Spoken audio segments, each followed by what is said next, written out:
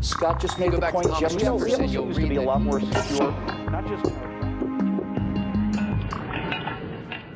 Well, I am here because, like you, I know that it is now or never.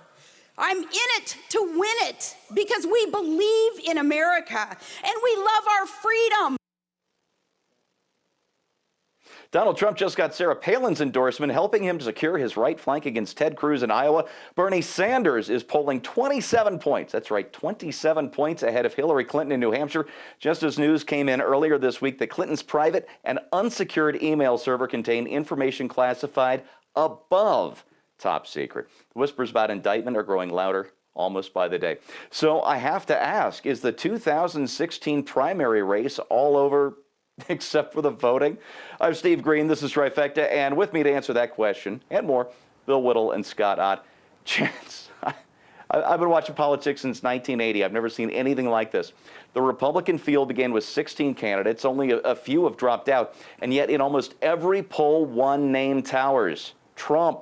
Ted Cruz has still got a small lead in Iowa, but Palin has hit the ground there for Trump. And anyway, Iowa voters have a terrible record of picking winners for the GOP.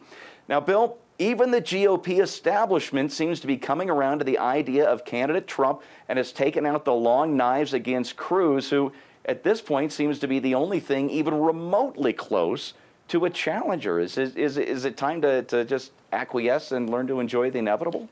No, that's why I'm having, I get so wound up about so many things, but for some strange reason, I'm just sailing along with this one. It's like I don't have to make my own personal decision till the California primary, and I'm just kind of watching how the winds are blowing. I've never seen anything like it. I do have a dog in this fight, but it's Ted Cruz. But it's not like, hey man, this is my dog, and and the rest of you can go to hell. I just want to say a couple things about this nutty, weird, bizarre primary thing. First of all, if the GOP establishment is ready to bring out the knives against Ted Cruz and they're comfortable with Donald Trump, it says an awful lot about what Donald Trump means to the GOP establishment. And we three generally don't like the GOP establishment all that much on account of them being crony capitalists and inside the beltway big spenders and all the rest. I am really surprised about the Palin thing. I'm surprised and disappointed about it, frankly. I mean, you have a Tea Party candidate in this race. You got a couple, really. You got Rand Paul and Ted Cruz. And for Palin to come out and endorse Trump is just kind of a mystery to me, really. People have said she's anti-establishment, but, it just kind of completes the disappointment I felt in Sarah Palin pretty much since, I remember when I really lost a lot of confidence in her was when she dropped out resigned for being governor of Alaska. I mean, there were a lot of lawsuits and all the rest of it, but I thought, really? You had a great record in Alaska and you're just going to go? Okay. That really took a lot of the wind out of myself. So there's that. And the other thing I want to say is this. Look, the only thing I'm really concerned about right now, Steve, seriously concerned about, is the level of vitriol that I see on Facebook among Republicans regarding other Republicans. I'm seeing people saying, I will not vote for Trump, and all of his supporters are Trump-tards and all the rest of it. And then Ted Cruz is a criminal, Marco Rubio is a plant of the Communist Party. It just never ends, honestly. And it's time, I think, we just need to back down a little bit and say, listen, I think the one thing we can agree on, even if Trump is Hillary Clinton's best friend, he's better than Hillary Clinton is. And he's certainly, if it comes down to a billionaire and a communist, and both of them are barking mad egomaniacs, I'll take the billionaire. So let's just back off a little bit, let it cool down. Somebody, I think it was Scott, it was either you or Scott, I've forgotten which, you're indistinguishable to me. But one of you guys said on this show that, in a scrimmage, we play hard and we hit hard, but the purpose of a scrimmage when you're playing your own team is not to take your quarterback out for the season. Somebody's going to be the quarterback, right? Was that you, Scott? I think it was you. Anyway, let's just back off a little bit. We have votes, and votes speak louder than words, and we're getting to that point in the election finally where things get down to what really matters. Bill, this will blow your mind. I'm going to see if I can remember this correctly. On Twitter this week, a New York Times reporter noticed that, let's see if I've got this right, Trump supported Bill Clinton, who ran with Al Gore, who ran with Joe Lieberman, who endorsed John McCain, who selected Sarah Palin, who just endorsed Trump. Yeah.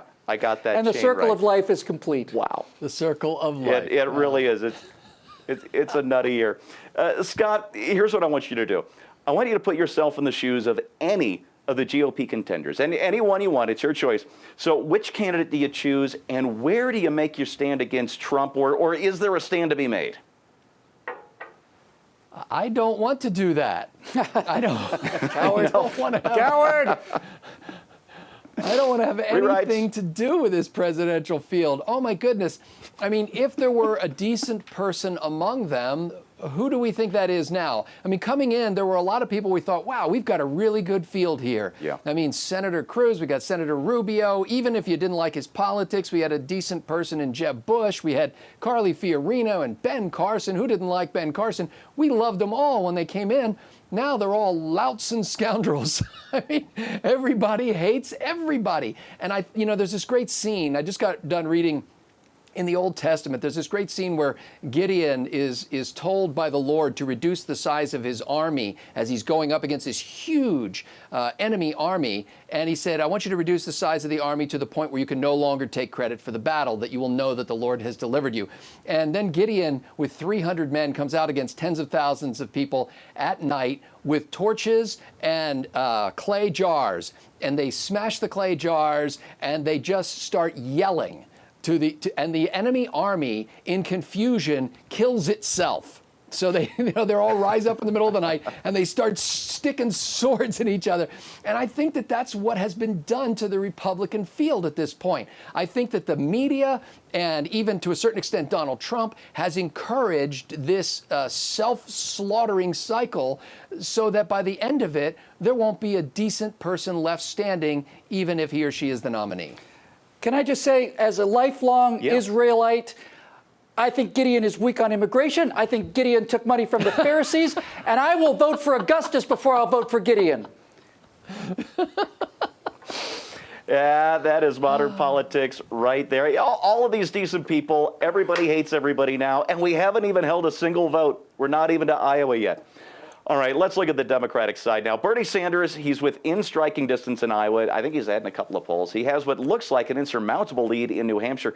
But what Clinton has is what looks like her own insurmountable 20 to 40-point firewall in South Carolina, after which she probably breezes through Super Tuesday. And yet The Hill reported on Thursday morning that Clinton is worried enough about the Burnmeister to call in her heavy hitters, elderly husband Bill Clinton, even more elderly former Secretary of State Madeleine Albright, if anybody other than us remembers who she is, New Jersey Senator Cory Booker, and Lena Dunham, star of a recently canceled HBO series which never once attracted more than 500,000 viewers. Bill, just how heavy are those hitters? Well, I think we can say that Hillary Clinton has deployed the biggest names of 2003 to get into this fight and show the progressive campaign at its very, very best. The fact that she's playing these cards this early means they're terrified, and she is terrified. And listen, she may have a 40-point firewall or a 30-point firewall or a 20-point firewall in North Carolina, but that firewall may have a couple bars in the window, and she may be on one side looking out because she may be in prison. I'm beginning to think more and more, well, look, this latest thing that you led with, Steve, the fact that she has information on her server was found to be in excess of top secrets, special operating procedures or something like that. SAP, yeah. SAP, sorry, yeah. And the investigator had to have some of his people have their clearances raised because they couldn't look at these emails because they were so top secret. It's no longer a question of whether Loretta Lynch will deign to prosecute this thing. If Hillary Clinton doesn't go to jail or at least face charges, then not only, I think, will the CIA, the FBI, and the NSA revolt en masse, because how are they ever going to get a prosecution in the future if she simply walks? I think if you have a situation where the top Democratic nominee simply walks away from these kind of treasonous charges that people like General Petraeus did 1% of and paid very heavily for, and Dinesh D'Souza goes to jail for a year because some minor campaign issue, I think if Hillary Clinton walks, then as Roger Simon said, you may be facing a walkout of the middle. The big part of the country in the middle that pays their taxes and runs this whole scam may just say, no, there's no law anymore. Forget it. I'm not doing it anymore. I'm not playing anymore.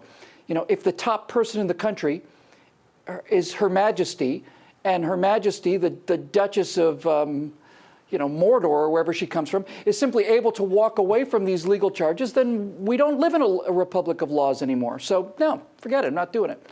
I don't know what to say about this other than I'd rather run against Bernie than Hillary, and I think I'm going to get my wish.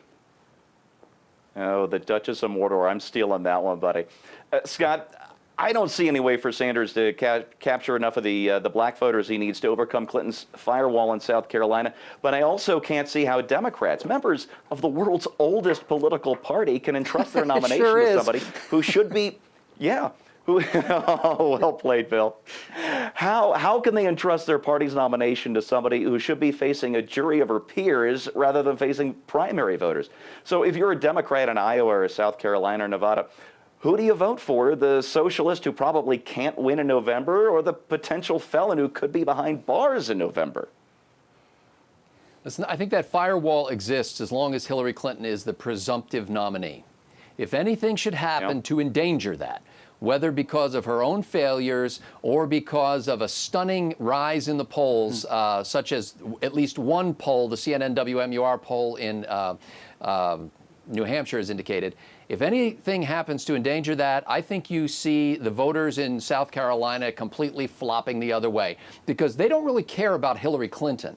There's no love for Hillary Clinton. They may have loved Bill at one time, but there's no real love for Hillary Clinton. What there's a love for is the Democratic Party, which is the source of succor and employment for so many people. And so I think that Bernie Sanders has an opportunity, if his result in New Hampshire is anything like what that poll indicates. Now, both sides, by the way, the Clinton camp and the Sanders camp, are poo-pooing that poll and saying it's probably not as good as it looks like there. And so, we'll see if a couple more polls come in and indicate the same thing. So I don't think that it's over for anybody yet.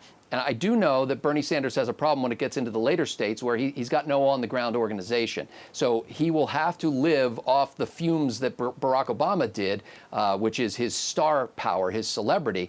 But Obama had the ground game and the data game, as far as the manipulating the data and being able to do direct mailings and things like that. So somebody's going to have to come alongside of Bernie, and I wouldn't be surprised if it was some of Barack Obama's old buddies who do so.